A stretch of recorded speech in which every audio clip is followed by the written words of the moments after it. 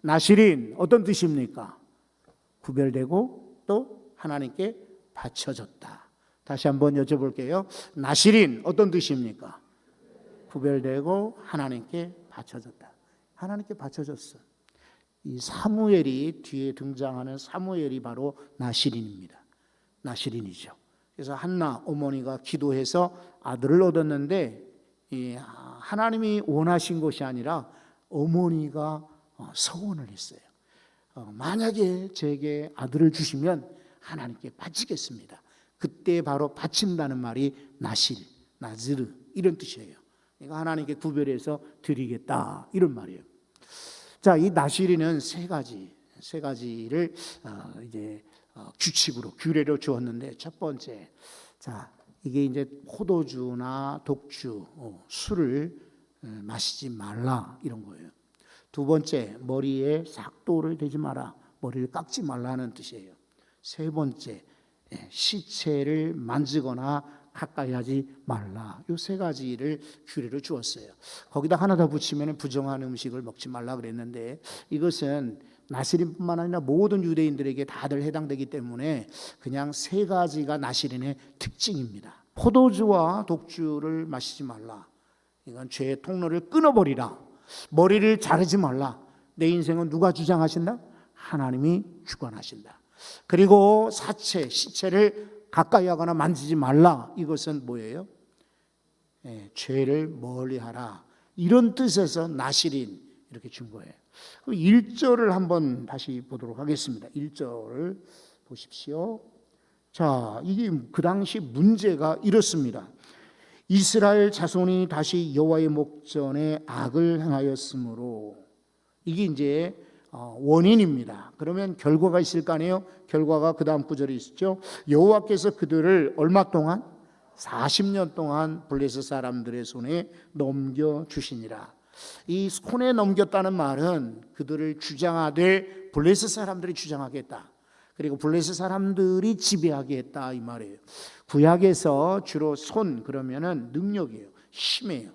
그러니까 여호와의 손 같으면 하나님의 능력을 말하는데, 블레셋의 손 그러면 블레셋의 힘이거든요. 그러니까 유대인들이, 이스라엘 민족들이 악을 행함으로 블레셋에게 40년 동안을 고통을 당하였더라. 잘 아시다시피 40년은 광야 40년과 똑같습니다. 그죠? 굉장히 긴 세월이고 영원한 세월이에요. 한이 없는 세월이에요. 그리고 중단 없는 그런 세월이라고 할 수가 있습니다. 이 동안 고통을 당하였으니 얼마나 괴로웠겠어요. 그런데 바로 그러한 어려운 때에 삼손이 태어나게 하신 거예요. 여러분, 지금도 마찬가지예요. 우리 인생에 어려운 때가 올지라도 바로 그때가 하나님의 구원이 시작되는 데다. 절대로 성도들은 절망하시면 안 돼요. 절망하시면 안 돼요. 절망하시면 안 됩니다. 우리가 어렵다 하는 그때가 바로 하나님의 역사가 시작되는 때입니다. 실패하고 나서 더 잘 되더라. 진리입니다. 그렇게 될 수밖에 없어요. 성도들은 하나님의 영적 원리를 그렇게 만들었어요. 실패하고 망하는 것이 아니라 실패하고 더 잘되게 만드는 것이에요. 왜 하나님이 내게 실패를 주시지? 왜 내가 실패할까? 왜 내가 안 될까? 절망하죠. 좌절하죠. 그러나 한편 하나님은 우리에게 더 좋은 길을 주시기 위해서 일부러 떨어뜨리고 더 안 되게 하고 망하게 하고 병들게 하고 힘들게 하시는 거예요. 실패한 다음에는 잘 되더라. 아멘. 3절도 한번 보십시오. 여호와의 사자가 그 여인에게 나타나서 그에게 이르시되, 이거 축복이죠. 축복의 선언이죠. 놀라운 복음이죠. 그들에게. 왜냐하면 아들이 없었던 그런 불임 가정에 아이가 있을 거라는 소식을 줍니다. 어떤 이야기인지 한번 읽어보시죠. 다 같이. 보라, 내가 본래 임신하지 못함으로 출산하지 못하였으나 이제 임신하여 아들을 낳으리니. 아멘. 우리들도 마찬가지죠. 안 되는 가정도 있고 어려운 가정도 있고 힘든 가정도 있고 노력하고 애쓰고 기도했으나 응답이 안 된 가정이 있죠. 오늘 이 자리에도 나와 계시지 않습니까? 그죠? 예. 안 됐으나 그게 끝이 아닙니다. 하나님이 주시는 결말을 고셔야 됩니다. 그러니까 사람들은 근시안이죠. 아들이 없었다. 그리고 임신하지 못했다. 그리고 이 가정에는 슬픔과 걱정거리만 있었다라고만 생각하기 쉬운데 하나님의 역사는 그 가정을 바꾸시죠. 오늘 부흥회가 바로 그러한 시간, 기회가 되기를 바랍니다. 어떻게 바꾸시던가요? 여기 성경에 보니까 이제 임신하여 아들을 낳으리니 없었으나 낳게 새롭게 생기게 하시는 분이 바로 하나님이십니다. 없으나 생기게 하시는 하나님이 여러분의 없는 것들을 아시고 채워주시기 바랍니다. 그러므로 너는 삼가 포도주와 독주를 마시지 말며 어떠한 부정한 것도 먹지 말지니라. 여러분, 이것은 삼손에게 하는 말이 아니에요. 하나님 명령이 이것은 어머니에게 하시는 말씀이에요. 엄마뿐이겠어요? 나중에 이제 아빠에게도 이 말씀이 전달이 됐죠. 그래서 이 부모의 가정, 부모도 역시 아이를 낳을 때까지 똑같이 하는 거예요. 똑같이 포도주와 독주를 마시지 말라. 어떤 부정한 것도 먹지 말라 그랬어요. 그 대신 머리를 깎지 말라 이 말씀은 부모에게 해당되지는 않았어요. 이것은 그 다음 절에 소개되고 있습니다. 자, 보라 5절이죠. 내가 임신하여 아들을 낳으리니 그의 머리 위에 뭐라고 하죠? 삭도를 대지 말라. 이 아이는 태에서 나옴으로부터 하나님께 바쳐진 나시린이 됩니다. 하나님이 선택한 겁니다. 나시린으로. 기가 막히죠? 하나님이 저와 여러분도 이렇게 선택하여 주셨습니다. 여러분, 하나님은 선택한 우리 인생들을 끝까지 붙들어 인도하십니다. 먹이시고 키우시고 그리고 책임져 주십니다. 하나님 감사하죠? 하나님이 일부러 이렇게 이 아이를 이렇게 허락해 주시고 이 아이를 이렇게 하지 말라라고 부모에게 이야기를 해 주었어요. 그러니까 이 여자가 이야기를 듣고는 당장 남편에게 달려갔겠죠. 자, 여러분 6절을 보십시오. 6절. 이에 그 여인이 가서 그의 남편에게 말하여 이르되, 똑같이 이야기합니다. 하나님의 사람이 내게 오셨는데 그의 모습이 하나님의 사자의 용모 같아서 심히 두려움으로 어디서부터 왔는지를 내가 묻지 못하였고 그도 자기 이름을 내게 이르지 아니하였다. 그 대신 7절을 우리 읽어보셔야 됩니다. 한번 7절 다 같이 읽어봅니다. 그가 내게 이르기를 보라 내가 임신하여 아들을 낳으리니 이제 포도주와 독주를 마시지 말며 어떠한 부정한 것도 먹지 말라. 이 아이는 태에서부터 그가 죽는 날까지 하나님께 바쳐진 나시린이 됨이라 하더이다 하니라. 아멘. 여러분, 학교는 입학을 하면은 어떻게 해야 돼요? 졸업을 해야죠.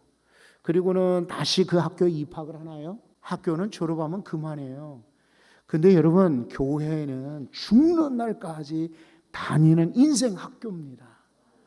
교회 졸업 없어요. 기억하십시오. 하나님이 우리에게 주시는 은혜는요, 어렸을 때만 주시는 거 아니에요. 청년의 때나 젊었을 때만 주는 게 아니라 죽는 날까지 하나님이 우리를 끝까지 은혜를 주십니다. 평생 하나님이 인도하시는 인생 되려면 죄악 멀어져야 돼요. 그리고 특별히 여러분, 하나님의 주권을 인정하셔야 돼.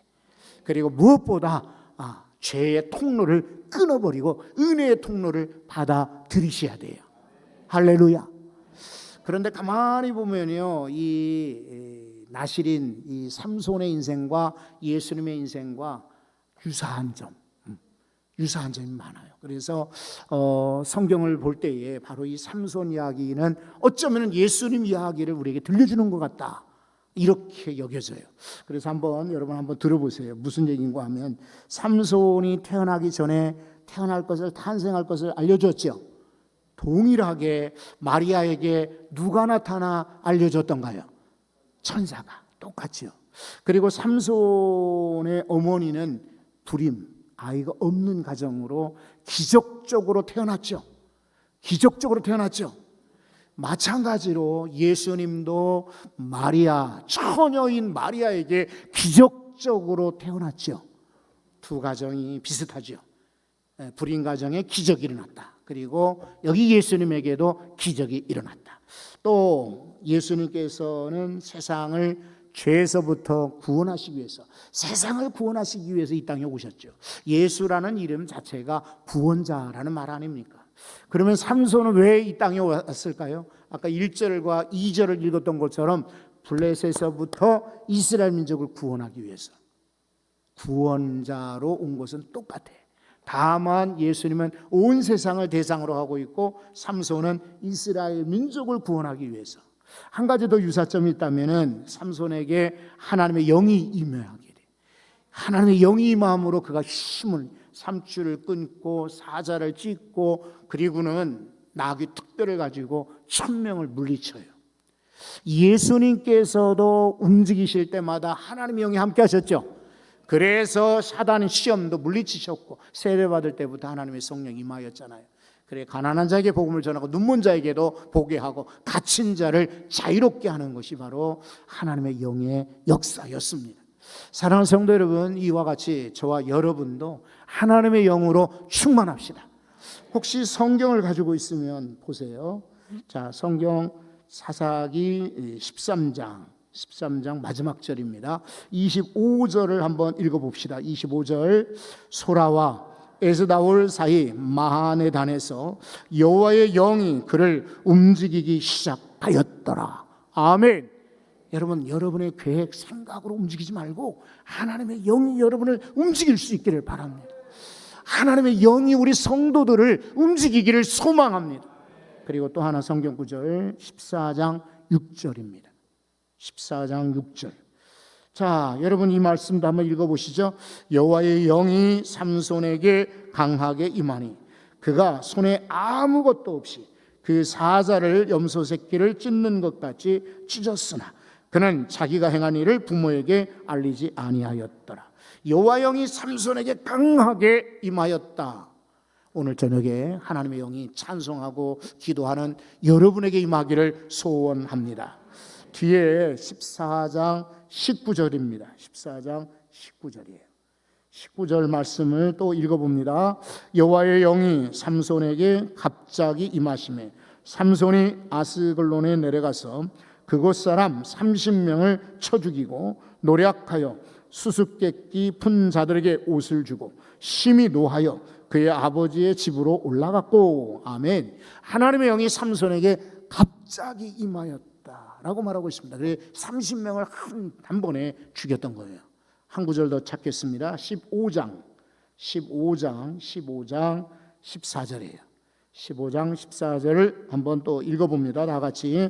삼손이 레이의 이름에 블레셋 사람들이 그에게로 마주 나가며 소리 지를 때 여호와의 영이 삼손에게 갑자기 임하시매 그의 팔 위의 밧줄이 불탄 삼과 같이 그의 결박되었던 손에서 떨어진지라. 아멘. 여호와의 영이 삼손에게 임하니까 갑자기 임하였다 그랬죠. 그랬더니 막 묶었던 줄이 꽉 우두두 불탄 삼, 이렇게 새끼줄이 불이 탔으니까 얼마나 쉽게 끊어질까요? 그런데 여러분 성경을 주목하셔야 돼요. 우리 부흥사경이잖아요. 그러니까 이 말씀 보시면 갑자기 임하였다. 그 말은 항상 하나님의 영이 삼손에게 있었던 거예요? 아니면 떠나 있다가 들어온 거예요? 그렇죠. 다시 한번 여쭤보죠. 그래도 한번 다 같이 공감하시면 좋을 것 같아요. 갑자기 임하였다라고 하는 걸 볼 때에 항상 하나님의 영이 삼손과 같이 있었을까요? 아니면 그때 임하였을까요? 그때 임한 거지. 이게 이제 이 사람 문제예요. 삼손이 아주 겉으로 볼 때 강한 사람처럼 보이죠. 막 줄을 끊고 사자를 찢어 죽이고 30명 죽이니까 대단히 아마 힘센 사람처럼 보이지만 이 사람 문제가 있어요. 왜냐하면 평소에는 하나님의 영이 함께하지 않았던 거예요. 위기의 때, 어려운 때 그가 기도하고 부르짖을 때만 여호와의 영이 임하였던 거예요. 여러분 이렇게 되어서는 안 돼요.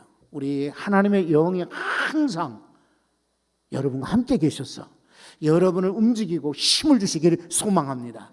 약한 나로 강하게 되는 것은 공부를 많이 해서가 아니에요. 연구를 많이 해서가 아니에요. 운동을 많이 해서가 아니에요. 경험을 많이 하고 나이가 많아서가 아닙니다. 하나님의 영이 임할 때 강해지는 것입니다. 그 대신 어쩌다가 한번 부흥회 때만 영이 임하는 것이 아니라 항상 여호와의 영이 여러분과 함께 하시기를 소망합니다.